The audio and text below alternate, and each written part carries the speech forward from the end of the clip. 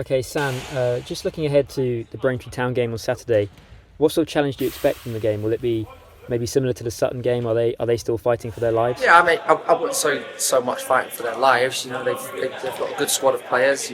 Steve Pitt's a good experienced manager at this level, and yeah, we watched their game last night, and yeah, they certainly had moments within that game. Yeah, they've had a tough run, and they've not quite hit the heights at which they would have liked to, but.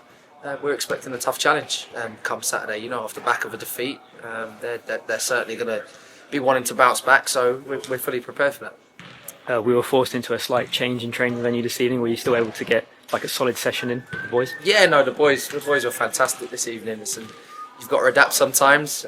Lights have gone out on the main pitch, so we've adapted, gone a little bit old school, working inside the dome. But yeah, different stimulus for us actually. It was different variables, and there was a buzz around the session, some rondos and some technical practice, along with some tactical outcomes that we're going to utilise going into Saturday. So, no, sometimes I don't mind it. The music was playing, the vibes were high, and yeah, the boys are in a good place at the moment. Are we in a better place than we have been for a while in terms of injuries?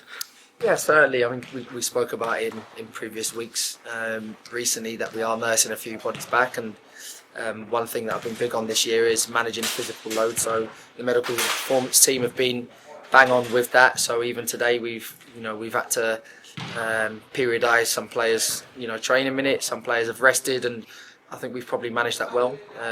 The likes of Cookie, who has come back off the back of tendonitis, who played a pivotal part in our win on Tuesday night. He's had to be managed, and we'll continue to do that with players. But great to see young Dan and Krim back on the pitch, and the been out for a long time, and other personnel that we've managed to get back. Mason Barrett's now doing technical practice with us, so there's a lot of pluses at the moment, and I think the more healthy bodies that we've got available to us, the better.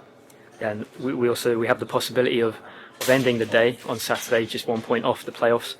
How big an achievement is it to even just be in this position already? Like I said, the boys are, they're trying really hard, and they're doing fantastically well at the moment. And I say every interview, we know who we are and what we're about, and we try to instill a belief into these players because they are good footballers, and they're even better human beings. So we've got great characters and good set of staff. So yeah, we know where we are. We're in a good position, but we have to remain humble and also know that. There are going to be tough challenges ahead, and we've got to stay grounded.